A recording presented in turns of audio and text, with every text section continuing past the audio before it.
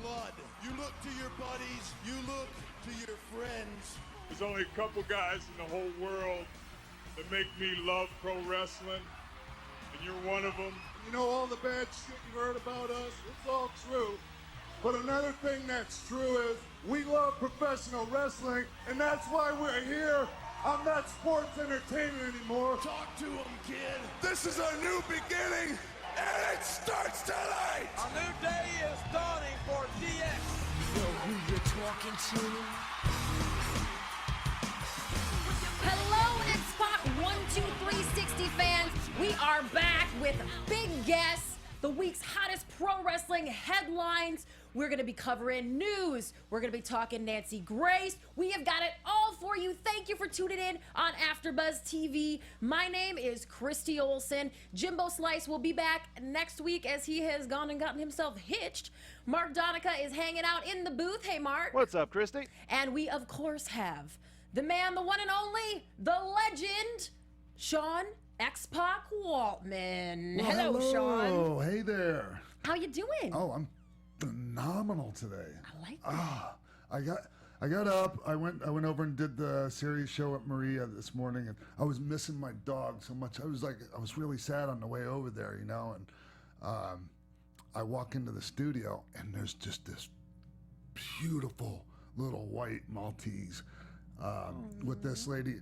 Her name is Tomar Geller, and she's like a dog whisperer. Oh. Yeah, and oh my God, it lit me up, and it really helped me start the day off right, you know? Yeah. I think it says a lot about a person when they're a dog lover. I think so too. Something must be wrong with you. And look, I'll give exceptions to people that had like childhood trauma involving dogs. They were attacked by a dog, so I can understand that. But other than that, like, there's gotta be something wrong with you if you don't dig dogs. If you don't love dogs, something wrong with you. Agreed. And so do our dogs. Well, everybody's talking today about Miss Nancy Grace. Yes, people in pro wrestling are talking once again about Nancy Grace. You thought I was going to say like Seth Rollins or, you know, somebody like that. No. Nancy Grace. What do you suppose she's got and done this time, Sean? Well, she was on the Jim and Sam show this morning. This is hot. This has just went down. And they started to not take her to task, but they really asked some hard-hitting questions about her past comments about pro wrestling. And she talked about when DDP was on her show in 2014. You know what? Let's just roll it. Yeah, let's roll some of this footage. Diamond Dallas Page, who was on your show, was furious. I don't know if you remember about. I do remember. About, you know, coming on your show. And he said he came on false pretenses. A perfect gentleman. He could not have been nicer. And I don't want him to feel bad. And I feel bad that he feels bad. Mm-hmm. But the fact remains that in the wrestling industry, there is a very high occurrence of untimely deaths for a lot of different reasons. And I feel that it's the industry's fault. Mm-hmm. I don't think these guys and women, but mostly guys, are the ones dying inordinately young. I don't think that they are told all the risks of what they're getting into. So when the people that you advocate for, when you're saying this, like this is your intention to advocate for these people, when the people that you're advocating for come to you and say, we don't need you doing that for us, we don't like what you're doing, don't do it. Thank you, Sam. I've rarely had that happen. It happened in this case. I think she's just not running in a circle. Wrestler. He did not like the way the show went. And most wrestlers that watch that, especially I disagree with you. I mean, I talk to wrestlers all the time. I know you talk to wrestlers all the time, and you have talked to several wrestlers that said that. Right. But that does not mean most wrestlers. Yeah, it does. So a huge amount. She's invalidating her own point. Said that. Right. I hear you. I respect that. And I'm sorry they feel that way. I really don't know what else you want me to say. But you're not, don't you, like you mentioned the news tie-in. And again, there's a weird line with public service and reporting something, and when it becomes, hey, this is the thing that I can associate myself with, and you know, you're kind of denying that fact. Okay, let me just set it straight right now. Yeah, you said it straight, Nance. I'm sorry that you guys clearly don't like what I do. I feel bad about it. No, you don't. There. You obviously don't like me. That's okay. So I'm okay with my show, and I'm okay with representing crime victims. and it's like the two of you are just so anxious to like throw a shot at me. That's okay It's too. not, no, Nancy. It's not But throwing what a shot I'm at you. telling It's is, not. as I was saying not throwing a shot at before you. you interrupted. But it's not. But you're saying something inaccurate. I'm not throwing a shot at you. Don't mind, and I'm sorry the wrestlers feel that way. But the truth is that a huge amount of wrestlers die at a young age for a lot of different reasons, and that is what that screen was for. Now, if you or somebody else Nancy. Well, you could hear her voice crack a little bit there towards I've heard the end. enough of this bitch. And she says that she almost cried. They almost brought her to tears. And she's on a whole press tour right now for something. So she went on The View after this. She called Jim and Sam Beavis and Butthead. So, she's not very nice either. Good one. And again, so she ended up walking out, kind of really storming out of this interview. But, I think Jim and Sam saw this as an opportunity to finally get the answers from Nancy Grace that wrestling fans want about why she has this opinion, why she continues to say this, even though wrestlers don't want her advocating for them. And they took that opportunity, and more power to them, man. Yeah, and I mean, they didn't just... It was more than just the wrestling, but that's the part that we're talking about right now. Here's the thing. She wasn't very happy with how she was treated on Jim and Sam's show. But she was treated 100 times better than she treated the guests that came on her show. Mm-hmm. She was so rude to so many people on that show, cutting them off, shutting their mics off, ridiculing them for having a different opinion. And then, I mean, they were very polite to her. I thought they were just fine. Well, and her ambushing people with these questions, like what she did to DDP, which was just days after Ultimate Warrior had passed away. And when I heard that Dallas was going to go on that show, I warned Dallas. Yeah. I did. I said, don't you do it. She's going to fucking ambush you. And it's exactly what happened. Mm-hmm. They talked a little bit as well. They kind of took her to task about saying that she capitalizes on dead kids and murder victims. And she was saying, well, I'm advocating for them and we help find missing people. And, she's really good at turning it around. And it's scary. Oh, come on. And she's talking about, we don't know what we're getting ourselves into. Are you fucking kidding me? It's pretty obvious what we're getting ourselves into. Yeah, I think you're better to speak for wrestlers than Nancy Grace, so go ahead and do that. I think I speak for almost everyone. We do not need you, Nancy Grace, as an advocate for professional wrestlers. We don't fucking need it.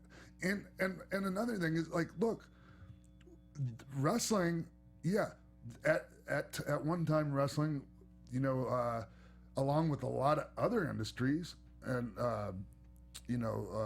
forms of athletics, entertainment, whatever, haven't always had the best track record of, when it comes to safety of their performers.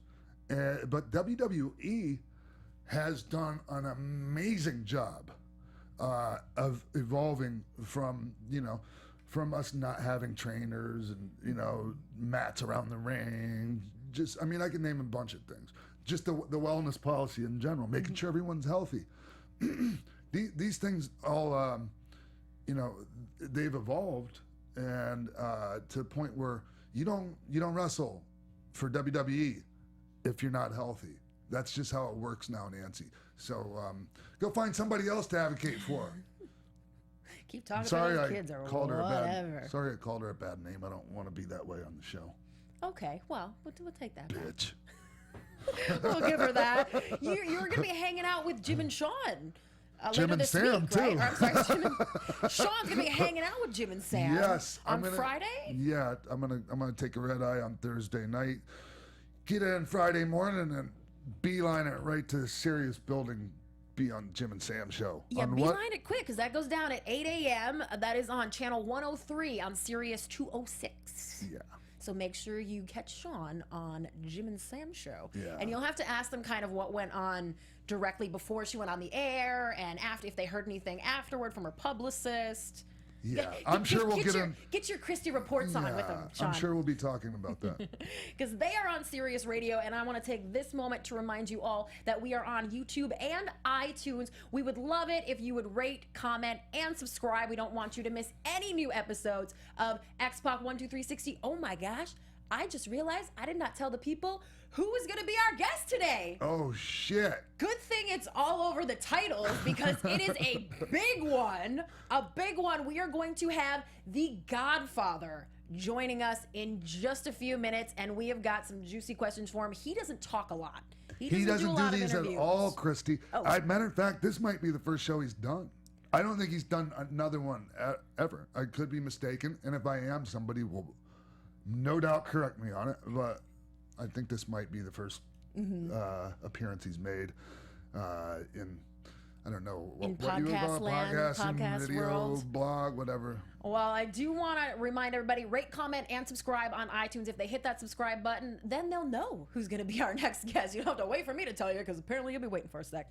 So make sure you hit that up. And if we are not on the podcast app that you use, it's really easy to help us get submitted. You just copy our RSS feed. That's available in the description box. Contact the app support email. It's always easy to find, or tweet me and I'll help you. Thanks in advance. We want to get our show out to all of you guys. So we love that you're tuning in on YouTube and iTunes. Yes, we love it. Oh, we love it. We love it. We love it a lot. Any final thoughts about Nancy Grace? No.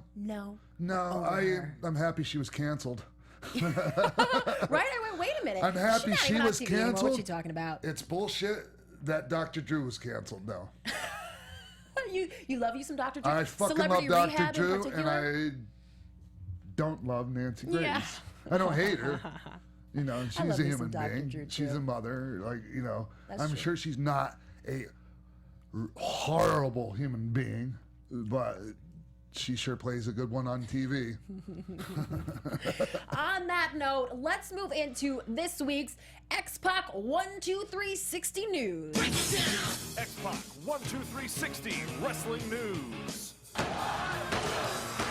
going to start off today with a sad story. We're going to talk a little bit about Josh Saman. I even wrote that out phonetically. I apologize. The story here, though, you know, we're still awaiting toxicology reports. Not a lot of news as far as cause of death. But we're talking about UFC middleweight fighter Josh, and they have set his memorial for this Friday. That'll take place in Tallahassee, Florida. He was 28 years old.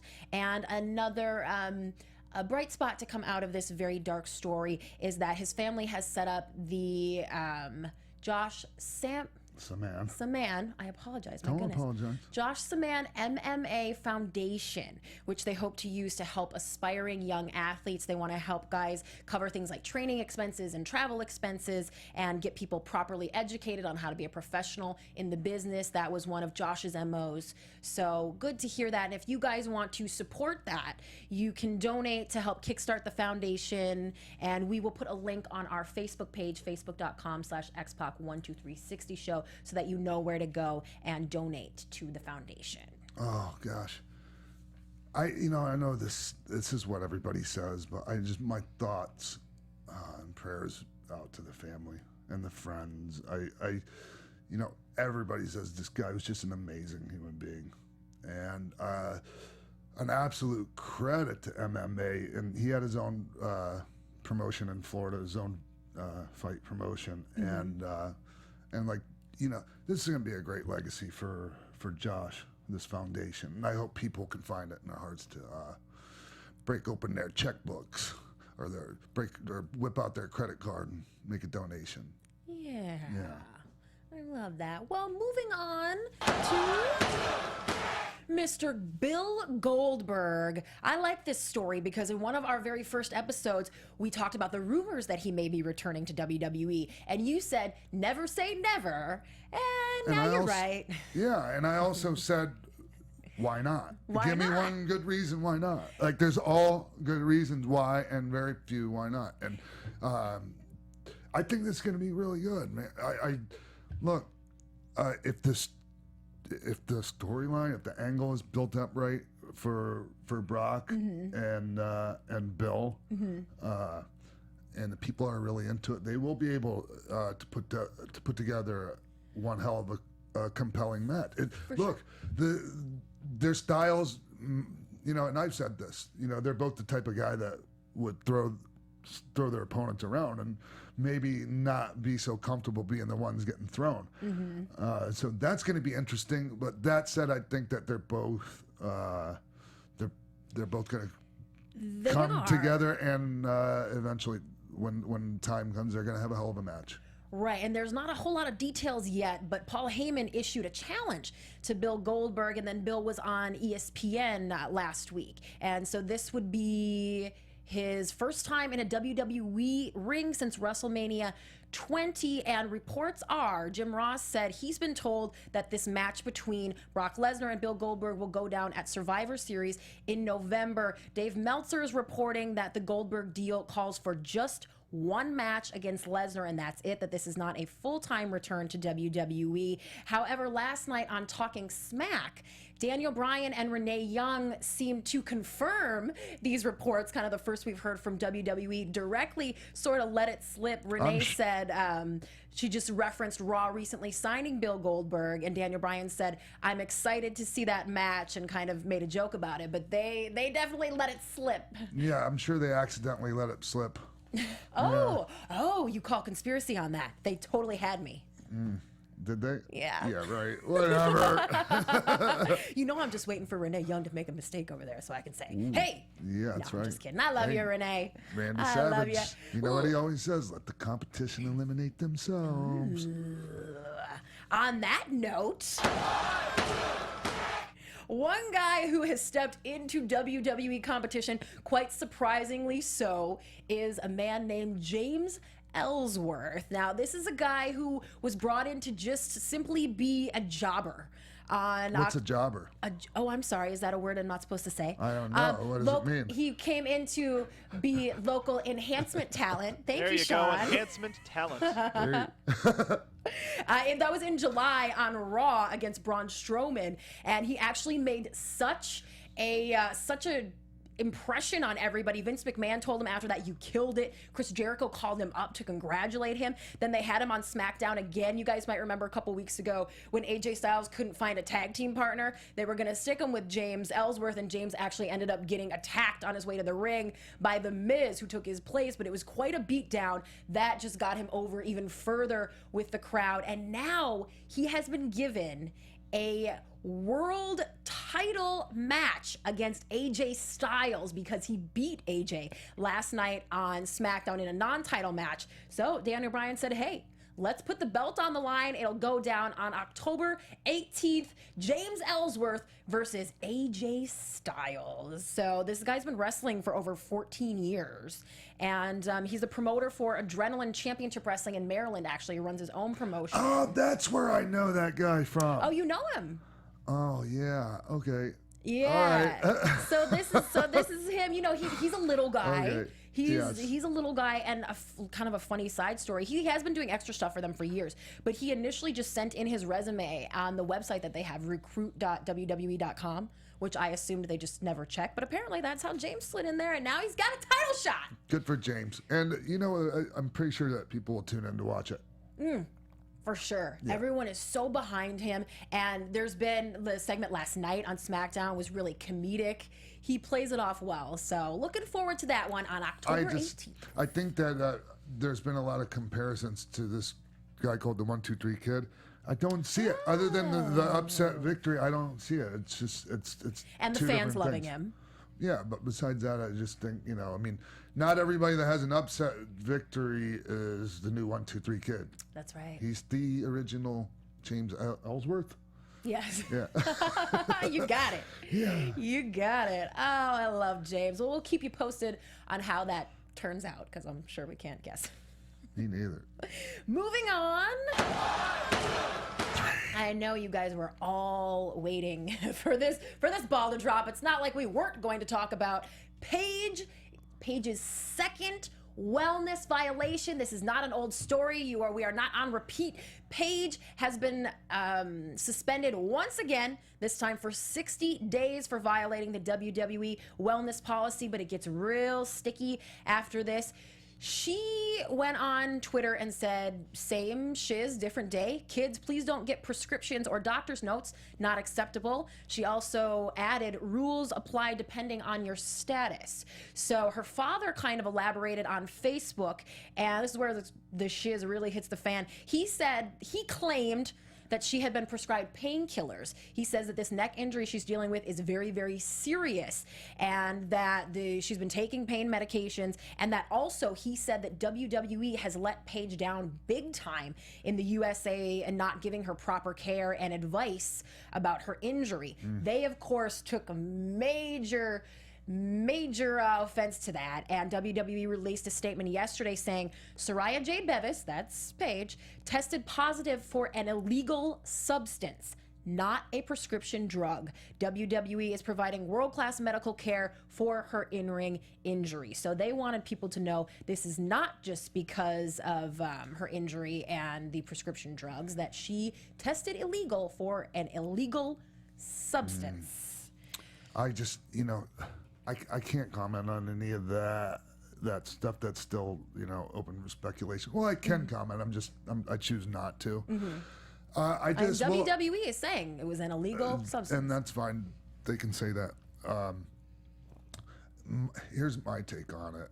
And it's just the part involving getting on social media and responding to all this and, commenting. And I've been guilty of doing the exact same thing in the past. When you really want to get your side out there and, you have this platform to do it, it's really hard not to. But stay the fuck off of social media at times like this. Just stay the fuck off it and have your family stay off it. Just tell everybody to shut the fuck up. Interesting. Just my advice, and it's good advice to take. Interesting you say that, because Paige and her boyfriend, Alberto Del Rio, talked to TMZ early this morning or late last night, I believe it was, and she didn't say a word. But he, of course, had a lot of comments, and they asked him again about this incident that went down a couple weeks ago in San Antonio where he was attacked by knife. And several different stories have come out. He has said, oh, it was a car accident. Then it was a homeless man. And now he's saying it was somebody disrespecting my girl, and I was just in the wrong place at the wrong time.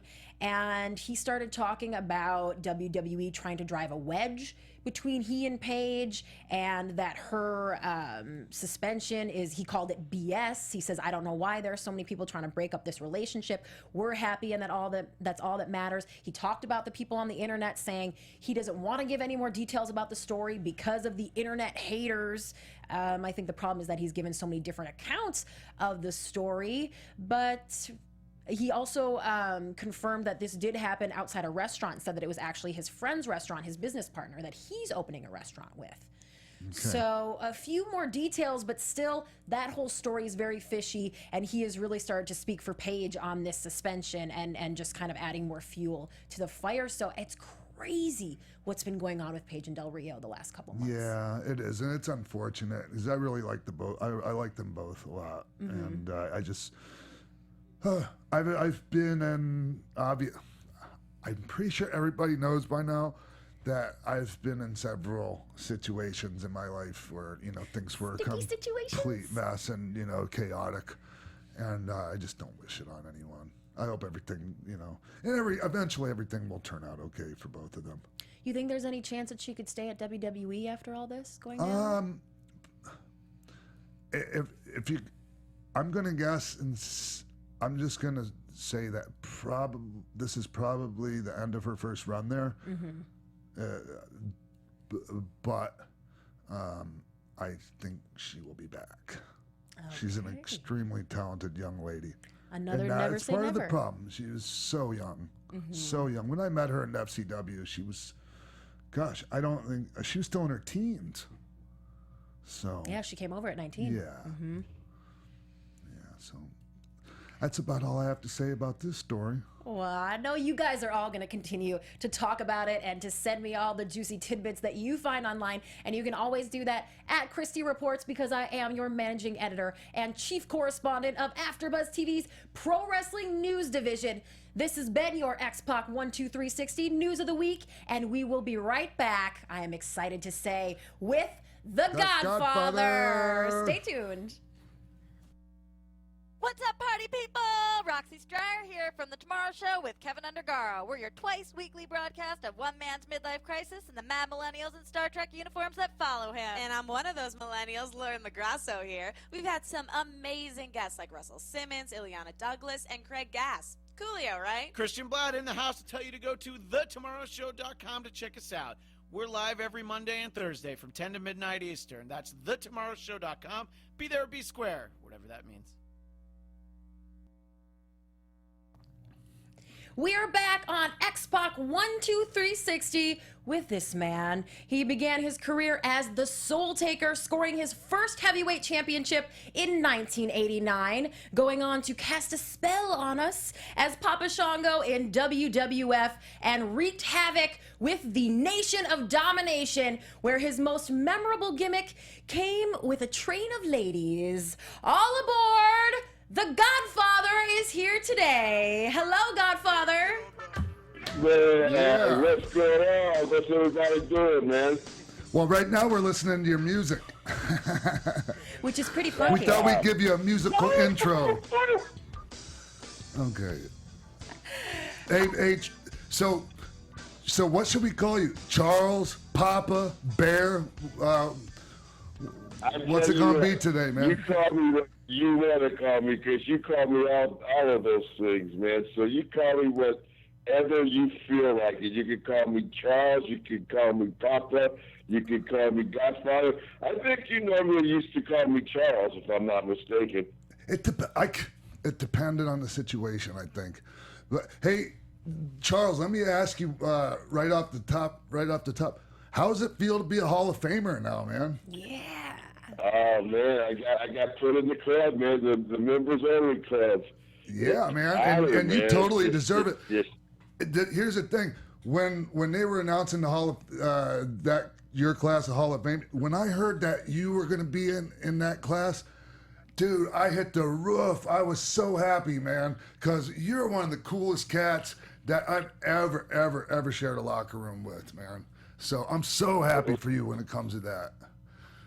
Oh man, I know you're not bullshitting either, man. Not I know at all, you mean man. that. And that means a lot to me, bro. Yeah, that means a lot to me. And Charles, you know, I think back and I was last night watching some stuff from Memphis, and you showing up down there with Larry Sharp. So you went through the Monster Factory, huh?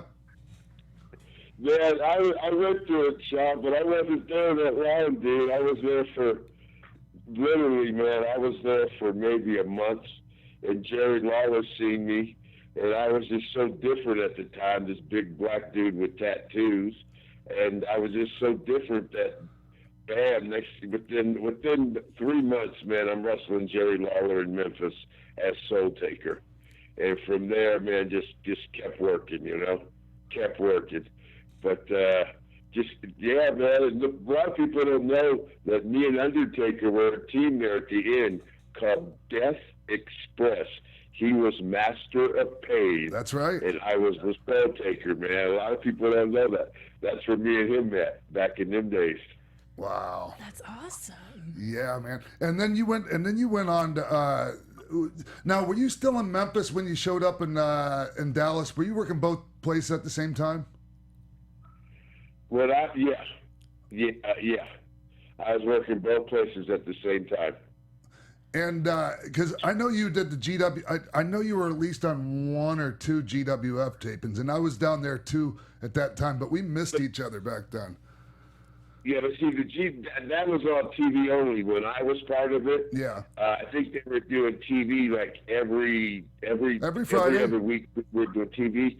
But I don't even know if it was ever a territory. But I was there just doing TV at the beginning, and I was there for a minute. I did a few shows. Yeah. Well, here's the thing. It was strictly TV. There was 2 house shows. And one was in Gadsden, Alabama, and the other one was in Cobb County Civic Center in Marietta, Georgia. How you guys remember that stuff after all the matches you've had? I'll never know. Hey, Charles, tell us a little bit about your time in Germany. Oh man, what a! I mean, when I was over there, I got booked over there. Scott Hall was there. Chris Benoit was there. Owen Hart was there. Dave Taylor was there. Wow. Fit Finley was there. Salvatore Bellomo was there. Eddie Steinbach was there. And that was the group that was there that whole year that I was there, man. And that was, I don't know if I learned how to drink more, party more, or wrestle more, but I had a lot of good time out there, man. It was just wild. You'd wrestle just about every day, and you'd be in the same town for like 30 days. You'd be in Hanover, and then the next town would be Bremen, and you'd be in that town for 40 days, and then you might have to go to Glatz, Austria, or Vienna, Austria.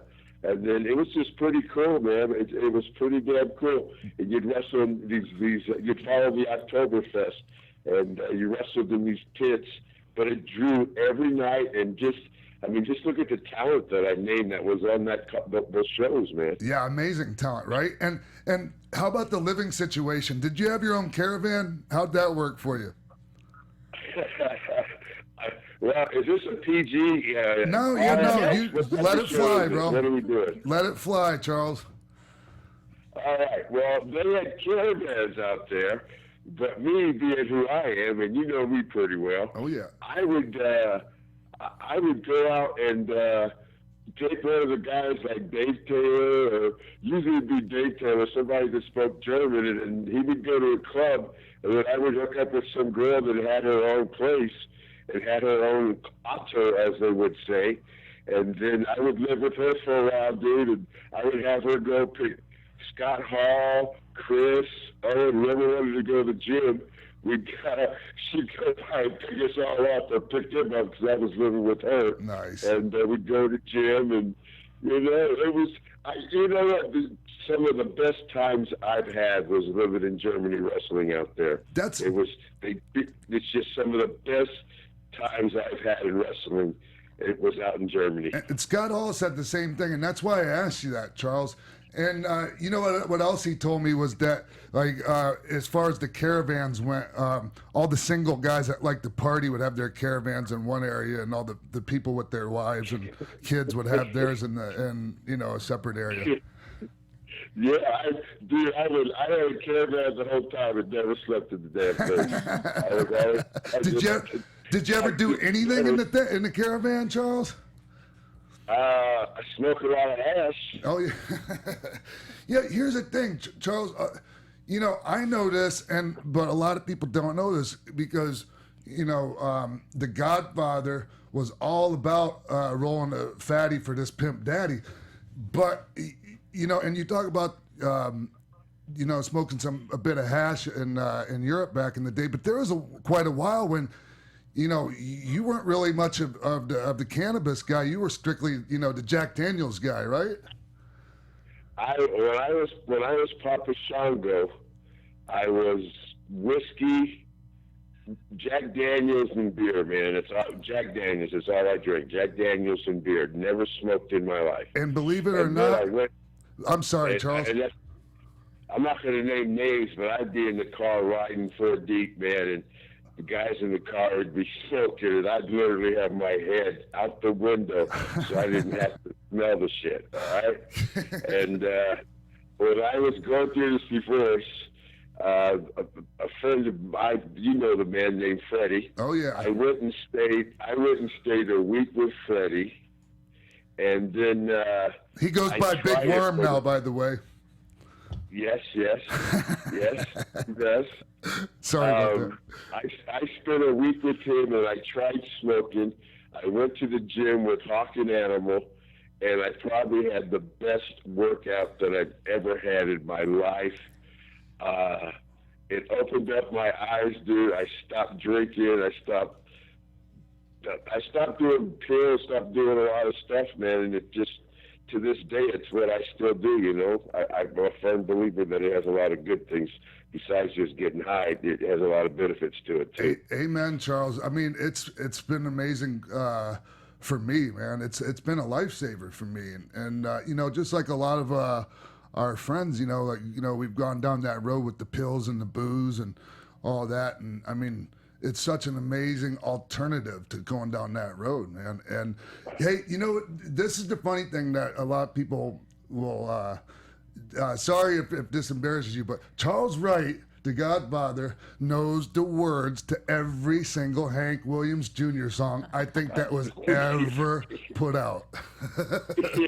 Hey, I'm proud of that. That's not something I highlight. To this day, I'm proud of that. That's great. Oh, I'm probably a lot more country than people think I am. And I used to say I got a lot of redneck in me, but now I just say I got a lot of country boy in me. And then, hey, Charles, can we talk about your time in the motorcycle gang? Yeah. Can you clue all the people at home that are listening? I can get going back. I've always been a little different, man. And I was like, when I came to Vegas, probably in about '83, I was a biker, rode Harleys when most of the black guys rode Hondas at the 750s. I rode a Harley and came out here and started getting tattooed and hanging out with more biker types. So I'm probably 6'5", 300 pounds. So I started getting tattoos and meeting more biker types people, and it was kind of the way that I was living, and I was an old country boy anyway. And so they started a club out here called the Thugs, and I was in that club for a long time. For a long time I was in that club until I got into wrestling, and then the club was kind of going in a different direction in which the original OGs started it were going. So I kind of retired I don't even know what the words they used for it. I'm a retired member or something like that. Right on.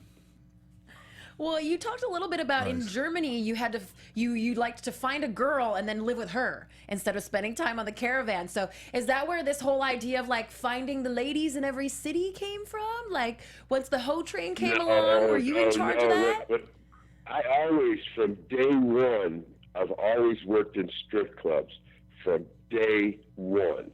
Even when I was playing football in Reno, I worked in strip clubs, and so. The whole thing was, you know what? I've always known how to communicate with dancers. I just put it that way. And I've been in them. I'm still in. I was at D'Lo. D'Lo Brown works for me at my club here in Vegas. I got a club called Cheetahs. D'Lo Brown works for me. And so I can't get away from naked women. But I just know the business well. That character was just developed out of my personality, which involves those girls, basically. You know, speaking of that character, Charles, you know, going back to, actually the motorcycle thing made me think of one particular moment when you first started the Kama character. Remember that? And they brought you a Harley, but it was a Sportster. Uh-oh.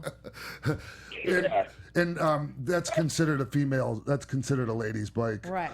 And Charles had to not ride. a big tough guy's bike. Yeah, but I think you actually drove that to the ring one time on television.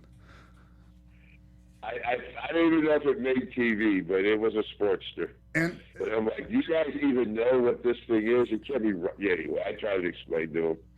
It looked like something. It looked like Medusa's bike actually, but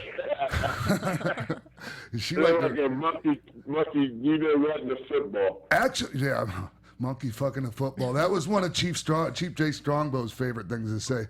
But actually, Medusa, I think rode a Fat Boy. I don't even think she rode a fucking Sportster. Oh man, I'm glad you reminded me of that. Sorry about that. Hey, but that brings me Kama was part of the Nation of Domination, but during that time you evolved from Kama into the Godfather, and that whole thing, as far as I remember, Charles, and I remember you talking about it and putting it all together. That was your creation. The Godfather was yours, all yours. Am I right or wrong about that?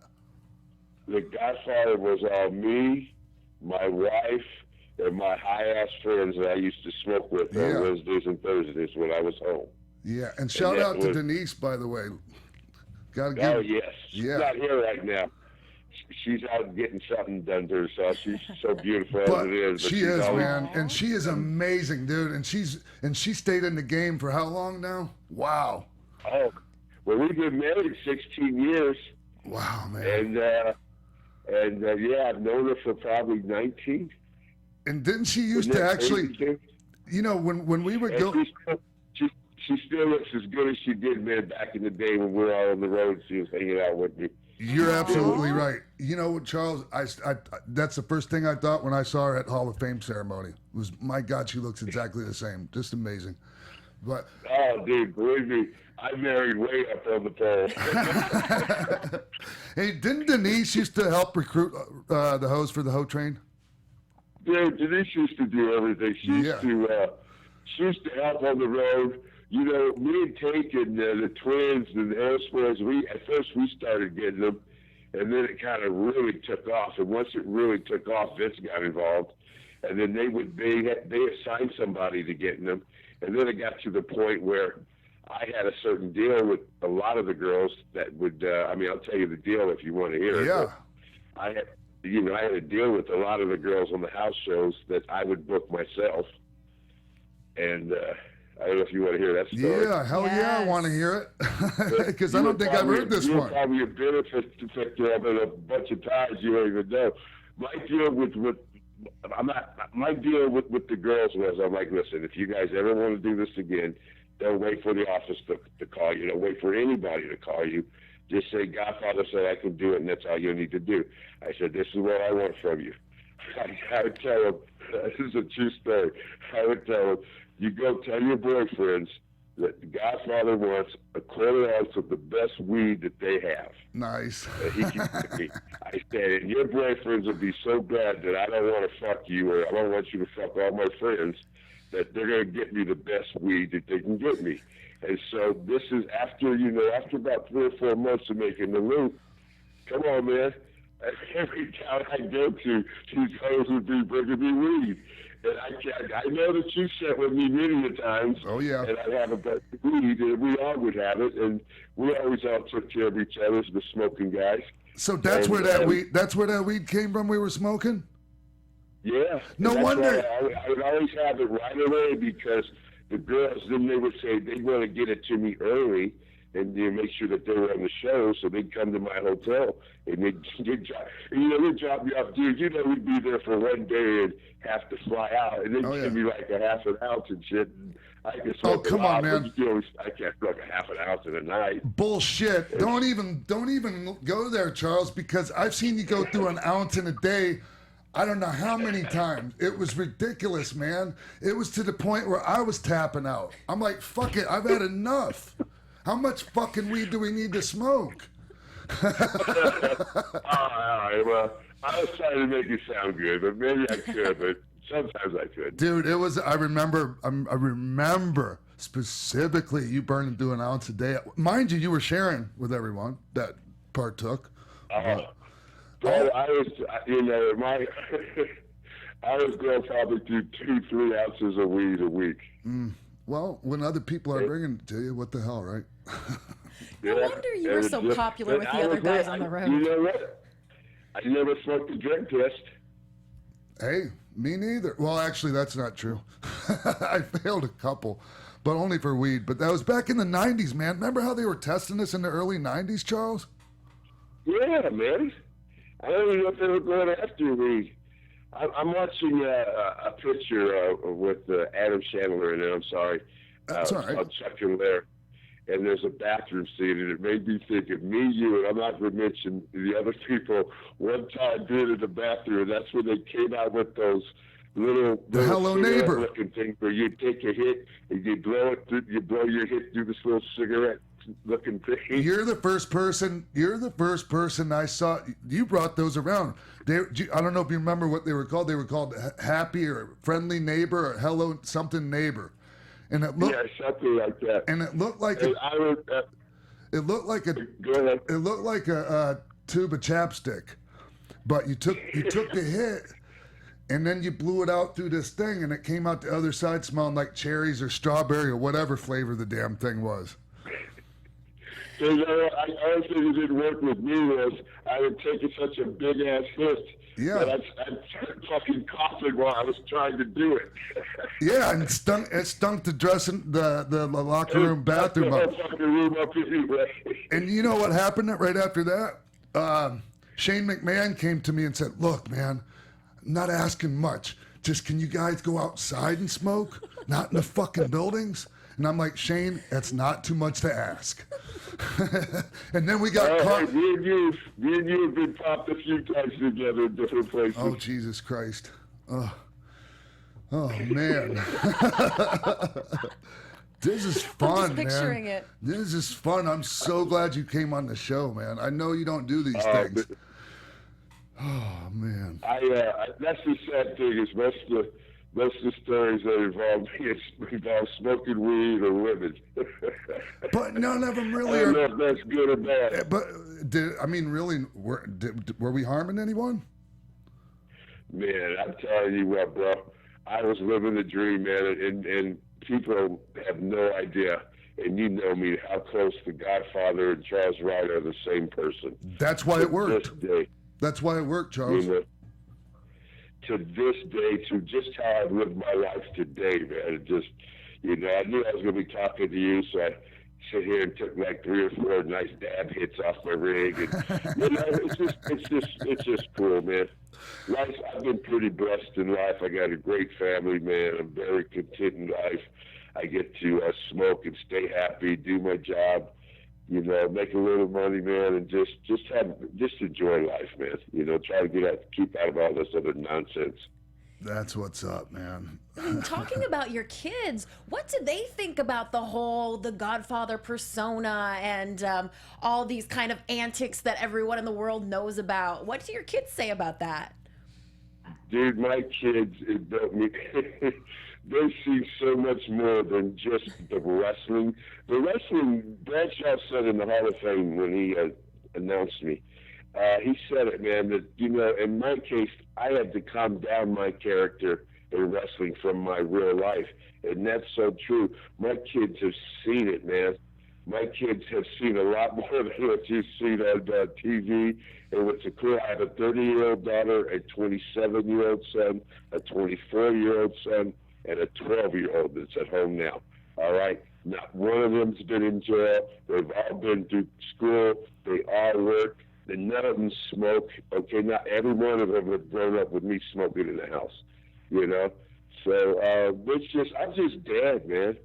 And Dad, a lot of people know me as Bear. Bear's almost, in Vegas and some places, Bear's almost bigger than the Godfather. You know, Godfather's just something Bear did, you know? Yeah. So it's just, you really have to know me. Sean knows me real well, man. I'm really a character. But I ain't a bad dude, man, and I've been pretty fair with everybody. Sean's always been a great dude. It's always been a pleasure knowing him, man. He's always been cool with me. You know, we've both been through a few things. Hey, Charles, I was thinking about this one time. Do you remember, okay, in the early 90s, at the end of your Papa Shango run, you left, but then you came back for a European tour. You remember that? Uh-huh. And we were on the bar one night, like, during that tour, and I'm just sitting there, and I'm drunk and acting like, you know, I was the kid, and, you know, being the kid. Anyways, I felt like I kept getting hit in the head with peanuts.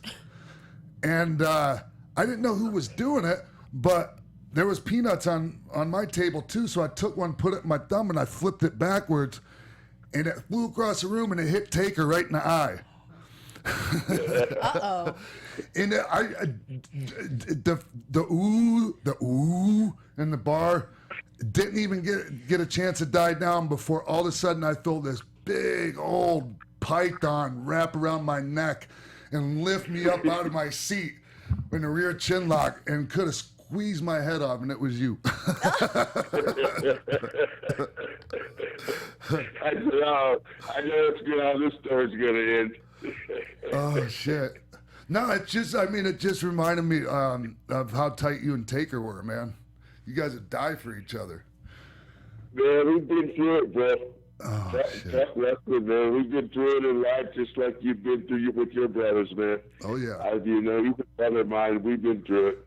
When we talk to each other now, we never talk wrestling. Wrestling doesn't even come up. We talk about everything but wrestling. You know. Wow. But he's. Hey Charles. Hey, can we talk about BSK and the Kliq? That whole thing. You were the one that actually set the record straight on what BSK actually means. Oh yeah. Yeah, we didn't know back then. It was. Nobody would say nothing. I just got tired of people thinking what it was and having us to be these thugs that are out the street. Dude, another thing, I don't ever remember having a problem with you, Hunter, Triple A, our fucking Razor, Nash. I've never in my life had a problem with you guys.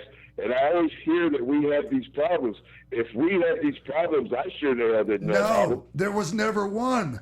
That's the funniest thing about it, and that's why I brought it up, because all this myth and lore got created over something that all it was kind of a fucking inside joke almost. Like, okay, you're the Kliq, well, we're BSK, because y'all like to play bones, you know?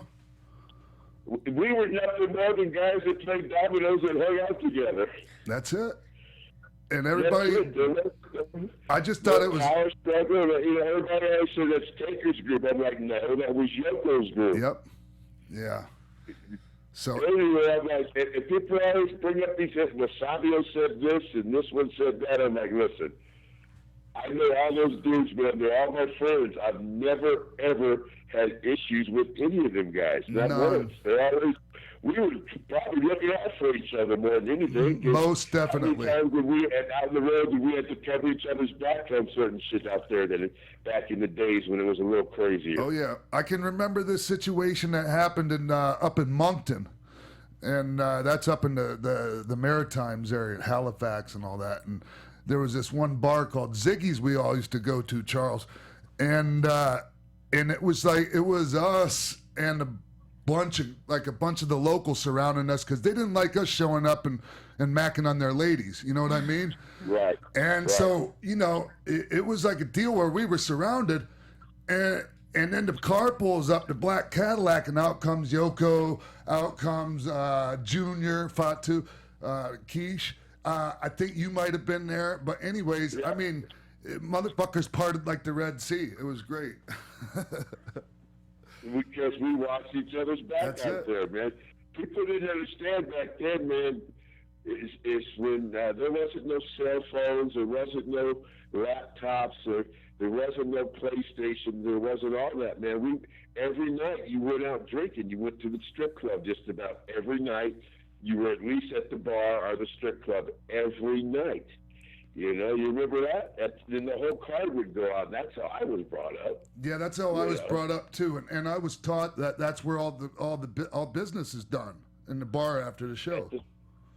Yeah, man. I know it's a lot different than that now, but that's how I was brought up. It is. It is a lot different, you know, and I think that, and it becoming different and it evolving. I think that the outlaw spirit has been lost for the most part, but Charles, I'll take it in trade for not watching my colleagues die early deaths. You know what I mean?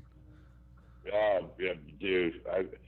Hey, just go back on weed. I can't tell you how many of those guys of our friends have died that I used to try to get to smoke weed and get off this other bullshit. Hey. And you know that's true. I know it 100%.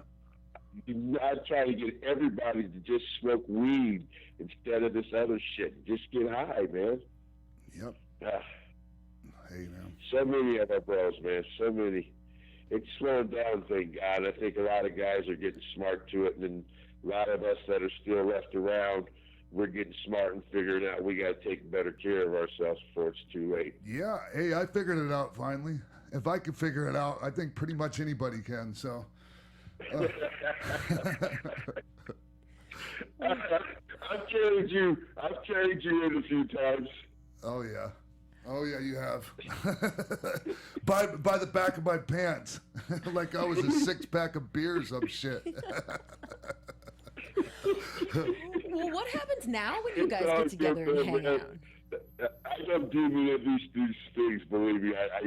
I do very few of these things, and you know that because you probably never see me on the road. Yeah. But when I hear it was you, I'm like, oh, for him, I'll do it. Oh, yeah, man. That's what I'm ready for him. That's what Christy said, and I just got this big old grin on my face. I'm like, trust me, I don't know if I've ever heard him do another show before. So, man. No, I don't, because I don't want to tell those stories, you know?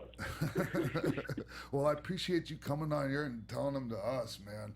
Shit, it's good man. talking to you, man.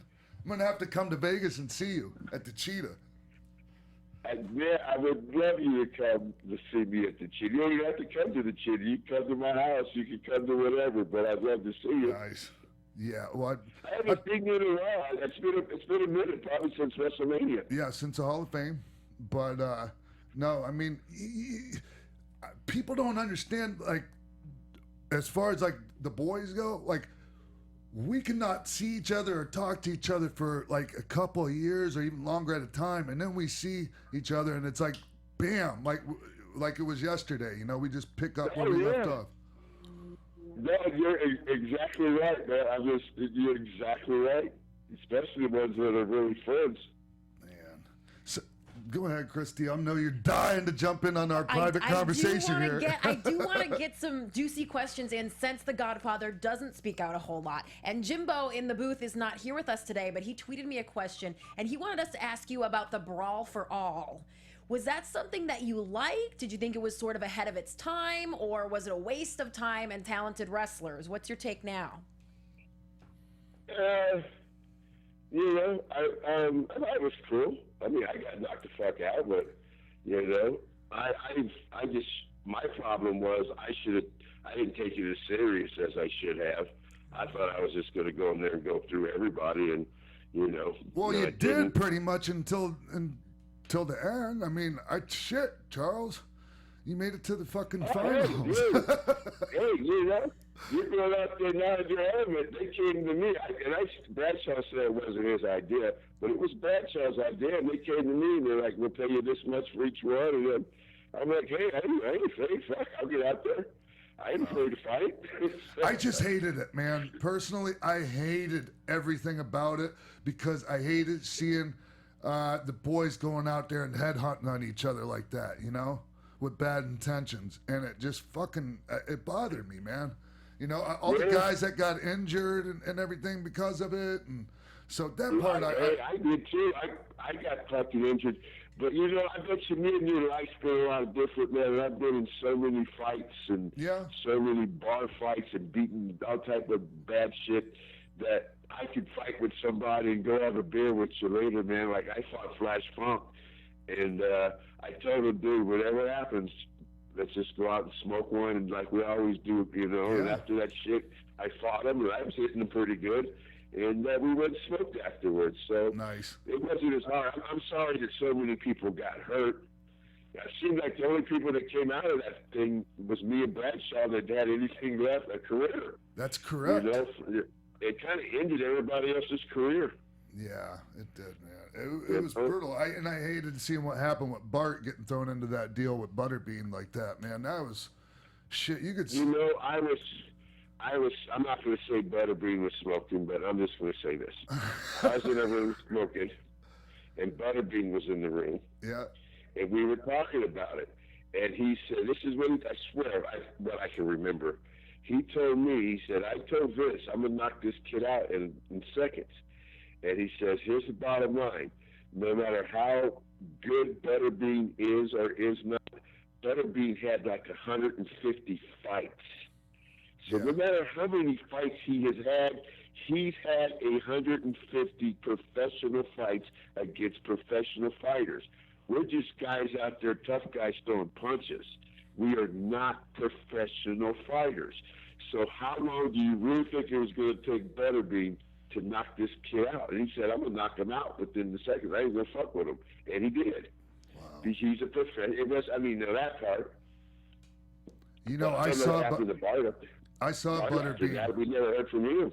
I saw Butterbean a couple weeks ago, man. He's not doing too good, man. He could barely walk, and it was sad because he was a pretty cool guy, man. I always thought he was very cool. Yeah, I liked him, you know. Another dude I thought was real cool off the subject was Little Joe C. Remember Joe C? Yeah, man. Thank you for bringing that up, man, because and he loved our business so much. He wanted to quit working for Bob for Kid Rock and come sign with WWE, and they were almost ready to do it, and then they just got spooked because of his health issues. Yeah, man. I smoked so much with that little dude. Well, that's all he could do. He was a cool dude. He had celiac disease. He died from celiac disease at 25 years old. This is Kid Rock's little person, yes, right? And you know, he used to say, "I'm not a fucking midget." That was his thing, you know. But anyways, you know, he had a feeding tube in his stomach, and he had to take 80 pills a day just to live. And the only thing that he could do to relieve stress was use cannabis, because it wasn't toxic to his body. Mm-hmm. So you're right. Yeah. And thank you for bringing that up, man. I miss him, man. He called me and left me a message right before he passed. And when I listened to his message, I could just tell there was he was heartbroken because, you know, the whole thing with the WWE signing with Vince fell through. And man, yeah. So yeah, what a cool I fucking like guy. the dude, man. And his hands were so little. I don't know if you remember this. He could roll a really nice joint, but his hands were so small he couldn't run a blunt. So he'd always be like, "Come on, you can't roll with the joint, bro. You can't roll with the joint." I blunt. So I'd roll him up. I'd see him, and I would roll up 2 or 3 big blunts. His joints he rolled looked like Virginia Slims. Yeah. I just, because I know that you liked it, is the only reason I brought his name up, because I know you were friendly with him. Yeah, I always liked the dude, man. I always tried to teach him, I always tried to show him a lot of respect, because I don't think his buddy Kid Rock showed him much, but I'm not even going to get into that. Right. Yeah, I won't get into that either. Hey, so what about Ice-T? That was pretty sweet, man. I remember when he came. It was WrestleMania in Anaheim, and he came out with you, man. That was pretty sweet. Did you ever build a relationship with him outside of that? Nah, I mean, I had some bad blood with him, man. Oh, really? Before all that. Oh, shit. Sorry, man. I didn't mean to bring it up. Fuck. Nah, and that's sometimes how Vince could be, and Vince could be, and Vince knew that. And so all of a sudden, next thing I know, Vince knew of the little bad blood that I had with him. Next thing I know, I was going through Snoop Dogg. I was trying to get Exhibit to do my song. And next thing I know, Ice-T did my song. That weak-ass Pippin' Ain't Easy song, whatever it was. Right. And next thing I know, I'm walking out at WrestleMania with him. And not only walking out at WrestleMania with him, me and Dio are in the tag, and they're going over me. Sometimes Vince will fuck with you, man. Oh, sometimes? Sometimes? Oh, shit. Try all the time. Especially if you're in your own hometown. Have you ever won working for Vince? Have you ever won in your own hometown ever once? Very, very seldom, man. Very seldom. Very seldom. Because I know this one time we had Raw in Atlanta at the Georgia Dome in front of like 40,000 people, and that's Ron Simmons' hometown, right? So I look on the sheet or on the lineup, and I'm in a singles match with Ron. Guess who went over? Me. Oh, damn, man. One name that hasn't come up yet is The Rock. And I'm just wondering if, Godfather, did you sort of foresee The Rock becoming as big of a star as he is and sort of transcending pro wrestling? Vince came to me and Ron, and he called me and Ron to his office. And he said, "Do you guys know who this kid is? Rocky Maivia," whatever they called him. And I didn't know who the hell he was. Ron did. And Vince's exact words, what I can remember was, if I can remember this right, "We're about to make this kid the biggest thing wrestling's ever seen." bam, I'm going to put him in the nation, and that went off. But that's how that conversation started. At first, me, Ron, D'Lo, and The Rock were riding together in the nation. But The Rock came to me, Dwayne came to me one day and said, "Big man," he said, I can't ride with you guys no more. And I'm like, "Why is that?" He says, "Because every time I go do an interview, every time I do an appearance, I'm smelling like weed." He goes, "Bro, I know you smoke weed." He said, "As soon as I get in the car, I used to like, well, I didn't fucking drink till I got in the fucking car, no matter whose car it was." Hey, it's your fucking car, man. They want to ride with you. They're going to have to smell some weed. I will say this about him. I must just tell you how he's one of the coolest dudes in the business, man. Yes. I was happy for him that he has done what he's done. Couldn't have happened to a nicer guy, man. I ain't got anything bad to say about him. He's always a cool dude with me. The people that I find that do have anything negative to say about him are pretty much full of sour grapes and just haters, man, because the guy did everything right, Charles. He did everything how you should do it. Yeah. You're dead. Other people didn't that have got not even close to that, but close to that didn't do it the way he did it. He did it right, so you can't be mad at him. And not only that, he was a pleasure to work with. He was an absolute pleasure to work with. And I'm not saying that right now just trying to blow smoke up his ass because he's the biggest star in the world. That's a fact, man. He was so fucking cool to work with. Yeah, I got to hang out with him for a while too, man. He was a cool dude, man. I always tell people, couldn't happen to a nicer dude. Hey, Charles, another thing I wanted to bring up. After you became the Godfather, and we started doing, our little angle, DX and the Nation. Were you at all pissed off at the fact that we dressed up and did blackface and imitated you guys? Ooh, yeah, I know you're asking me this question. I didn't know you know the answer to this, but dude, I had no fucking problem with that. To this day, I thought that was the funniest shit in the world, especially when Road Dogg did the fucking Dino fucking head shake in the corner and shit. Yeah. I thought that fucking Billy could have said more than picks up, hose down, but that's all right. But yeah. I had no problem with it. I thought it was funny, man. You know what? I know all you dudes. I know the business. I know all you dudes. I know nobody had no racial fucking meaning, hatred towards it. We were just having fun, making something funny, dude. It's what everybody was doing. And I don't know if any other guys had a problem with it. If they did, they didn't say nothing to me about it. I think I might have had more problem with it than any of you guys, to be honest with you, because I had my doubts about it. I had my doubts about it, and when I finally decided, okay, I'm gonna do it, I figured if I'm gonna do this shit, I'm gonna make it as funny as absolutely possible, because you have to, else it's gonna fucking fall flat, and people are gonna shit all over it. I'm sitting here laughing now about it, man. I thought it was funny. I just wanted to clear that up. I just wondered where you stood on the subject. Man, come on, man, it's a work. I have no problem with it, man, whatsoever. Good thing. Fuck. Well, sure, you guys are old smoking buddies.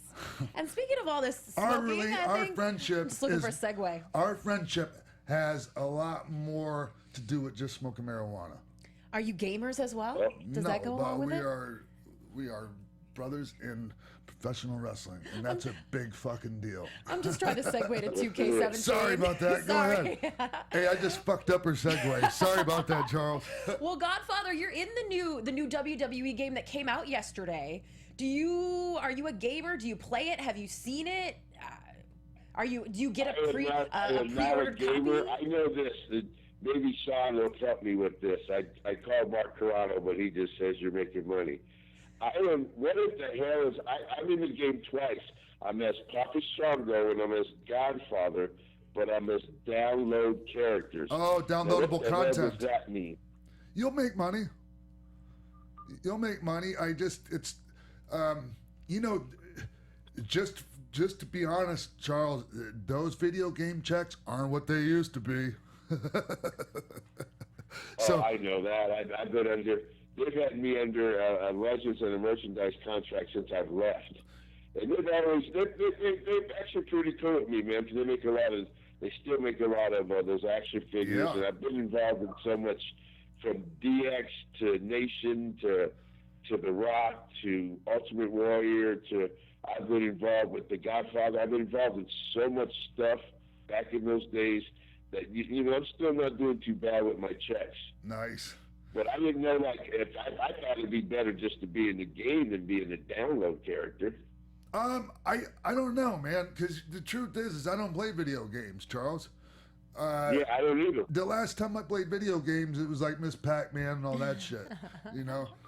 But it's pretty. It's nice to be. It's nice to be included though, and it's nice to have a new doll out and shit like that, and it's really sweet that like somebody that wasn't even born yet knows who the fuck we are because of WWE Network. No, you're right, bro. I have more people ask me about Papa Shango now. I'm like, wow. You know, like, how the hell you know about Papa Shango? And that was a great gimmick too, man. That was great, and you did it great. And it was a little bit much for its time, like with the green shit coming out of Warrior's head and all that. But that was all great shit, man. Hey, people still talk about it. Anything that people are still talking about, good or bad, at least they're still talking about it. So, I'm cool with it. You know how easygoing I am, bro. Oh yeah. And you haven't been gone entirely for too long. You appeared in 2013 in the Royal Rumble, and the 30th anniversary of the Royal Rumble is coming up soon. Is there any chance that we would see you in it or in any match? So they're always asking me to do stuff, but I don't really care to do it, to be honest. I just, I'm not really looking to do stuff. That was kind of like something I used to do, Oh, that's interesting. So, I like that.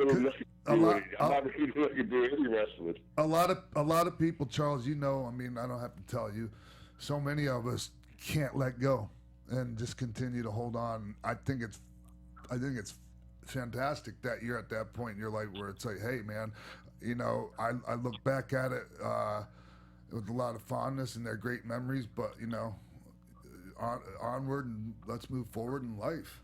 Yeah, I mean, got a lot of respect for the business. I made money in the business, met a lot of good friends in the business, but I had my time, man. I do signings every now and then. I do them more because places I want to see or people I want to see, I do them strictly if I'm going to have fun. If I'm not going to have fun, which means smoking and having a good time and people taking me to different marijuana places and stuff, like I just went to Colorado Springs and had a great time. But if it's not like that, bro, I ain't doing it. And if it involves wrestling, I'm sure the hell ain't doing it. Because I'm not trying to get out there and get hurt, man. You get out there and you forget that that you haven't done it in 15 years. You start doing stupid shit. Next thing you know, I'm hurt, and I'm getting too old to get hurt. I'm trying to stay unhurt. No, I'm right there with you. Ugh. Well, we sure appreciate you coming on and talking about wrestling at least a little bit. Yeah, I don't mind. It's a pleasure of mine talking to you guys. Oh man, oh shit. Dude, I can't wait to see you, Charles. Seriously, I'm gonna come to Vegas and visit. I promise. If not, I'm sure that you'll be at WrestleMania. Yes, you bet. Every year, I'm there. I don't see you there. Before that, I'll see you out there, bro. All right, we'll chop it up, man, and have some fun like we always do. You better believe it. We usually hook up sooner or later and toss each other in bed somewhere. You bet.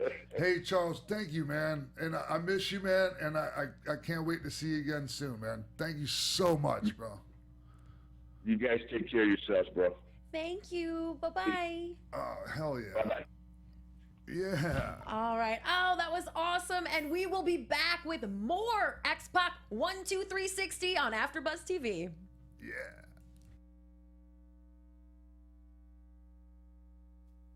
Hi guys, Maria Menounos here. We want to let you know about my new show on SiriusXM Stars Channel 109. It's called Conversations with Maria, and it's live Monday through Friday at 10 a.m. Pacific, 1 p.m. Eastern. Go to conversationswithmaria.com for more info. Buzz you later. Hey, wrestling fans, if you want to see Sean X-Pac Waltman in your area, be sure to make it out to the following upcoming shows. Saturday, October 15th in Brooklyn, New York for WrestlePro. October 28th through the 30th in Dublin, Ireland for AWR. On Saturday, November 5th in LaSalle, Illinois, Sean will be making an appearance at Dreamwave Wrestling. If you have a promotion and want to book Sean Waltman on your wrestling show, send all serious appearance inquiries to showbiz@aol.com. Back to you in the studio. Welcome back to X-Pac 12360. We are amped. Yeah. Dude, that interview was insane. No pun intended, but I'm still on a high from that conversation with Charles. Man. So much good, juicy stuff. He did not hold back, but not in like a crazy negative way either. Just fun stories and little tidbits we didn't know. There's not really any negative things I can think of when it comes to Charles. I mean, I can't think of one negative story or you know, of him being a dick or, I mean, shit, I wish I could say that about myself. Oh, well, yeah, I mean, I couldn't believe it. You know what? That Europe tour always comes up. You always bring up that Europe tour. That must have been one of the most fun Europe times. Tour. Was it? Yeah, that was a couple of years earlier. Okay. You've had your fun in Europe, haven't you, Sean? I have. I wish I could remember most of it. Oh, well, I can certainly understand why you don't after speaking to the Godfather. Yeah. Man, I just am so happy with that conversation we just had. Well, we just love when we can give the fans what they're going to love too, and I'm pretty sure they're going to love this one. You're welcome, guys. Yeah. You're welcome. I don't even know if there's anything else to do after. I mean, shit. Well, we just saw a little graphic with all of your upcoming appearances. That's right. Yeah. So we want to make sure that everybody comes out to see you where you're at. And they can do that also. We've also posted it on our Instagram and Facebook pages. I insist that they give us a thumbs up. Tell them, Sean. Tell them to go to our Facebook page and give us a thumbs up. And then there's always that one asshole. And it's always one, right? It's just one. We've had so many as 111 thumbs up on YouTube and 1 thumbs down. That was our first episode. Yeah. So we love those thumbs up. You can do it at facebook.com/XPac12360 show and follow us on Instagram at XPac12360. You guys can always hit me up on Twitter, Instagram, and Snapchat at Christy Reports. Let me know if you've got some wrestling scoop. There's been so much crazy stuff going on lately. You know I love it, and I love to keep up with you. So hit me up there. And Sean, they love to reach out to you too. Where can they do that? That's right. And you can follow me on Twitter at TheRealXPac. And thank you so much. And hey, thank you for covering my ass last week on the go home on the ouch. I was supposed to say goodbye to everybody, and I was sitting there with this blank look on my face, and she covered my ass. We're not going by a script here, people. We are raw and real. Yeah. On X-Pac 12360, and we will be again next week. We'll see you then. From executive producers Maria Menounos, Phil Svitek, Keven Undergaro, show producer Jimbo Frank, managing editor of AfterBuzz Wrestling Christy Olson, and managing producer of AfterBuzz Wrestling Mark Bidonica, and the entire X-Pac 12360 staff, we would like to thank you for tuning in. Feel free to like us on Facebook, rate and comment on iTunes and YouTube, follow X-Pac on Twitter at TheRealXPac, and email us at xpac12360show@gmail.com. This has been a presentation of the AfterBuzz TV Network. Buzz you later!